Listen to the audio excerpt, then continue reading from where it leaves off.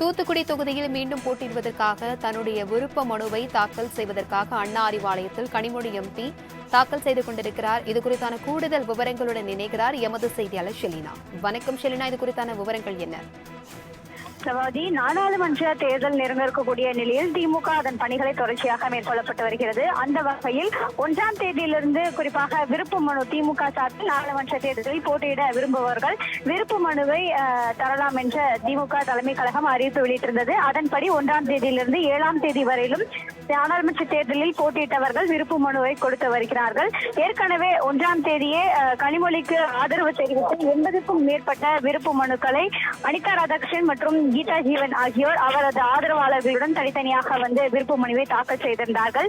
இந்த நிலையில் தற்பொழுது தூத்துக்குடி தொகுதியில் ஏற்கனவே போட்டியிட்டு வெற்றி பெற்ற திமுக துணை பொதுச் செயலாளர் கனிமொழி இந்த முறையும் நாடாளுமன்ற தேர்தலில் தூத்துக்குடி தொகுதியில் போட்டியிடுவதற்கான விருப்ப மனுக்களை தற்பொழுது தலைமை கழக நிர்வாகிகளிடம் வழங்கி வருகிறார். அதன் நேரலை காட்சிகளை தற்போது பார்த்து வருகிறோம். கீதா ஜீவன் மற்றும் அனிதா ராதாகிருஷ்ணன் ஆகியோர் தலைமையில் 200க்கும் மேற்பட்டவர்கள் அவர்களுக்கு ஆதரவு தெரிவித்து நேரடியாக இங்கு கனிமொழிக்கு வாழ்த்து தெரிவித்த காட்சிகளையும் அதே போல விருப்ப மனுவை தருவதற்கான ஆதரவையும் தெரிவித்து வருகிறார்கள். குறிப்பாக திமுக இணை அமைப்பு செயலாளர் அன்பகம் தலை, துணை அமைப்பு செயலாளர்கள் ஆகியோர் தலைமையில் தற்பொழுது இந்த விருப்ப மனு என்பது வழங்கப்பட்டு வருகிறார்கள். மேலும் நாடாளுமன்ற தேர்தலில் போட்டியிட விரும்புபவர்கள் தொடர்ச்சியாகவே 7ஆம் தேதிக்குள் அனைவரும் விருப்ப மனுவை தந்திட வேண்டும் என்று தலைமை கழகம் அறிவிப்பு வெளியிட்டிருக்கிறது.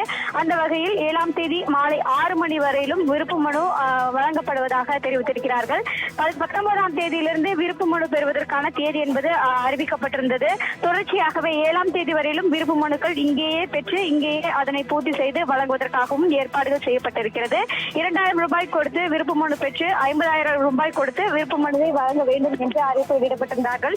அதன்படி தற்பொழுது திமுக தலைமையகம் பொறுத்தவரையிலும் அண்ணா அறிவாலயத்தில் கனிமொழிக்கு ஆதரவு தெரிவித்து 200க்கும் மேற்பட்டவர்கள் இங்கு நேரடியாக அவருக்கு வாழ்த்து தெரிவித்தும் விருப்ப மனுவை தாக்கல் செய்து வருகிறார். அந்த நேரலை காட்சிகளை தற்போது பார்த்து வருகிறோம். தகவல்களுக்கு நன்றி ஷெலினா.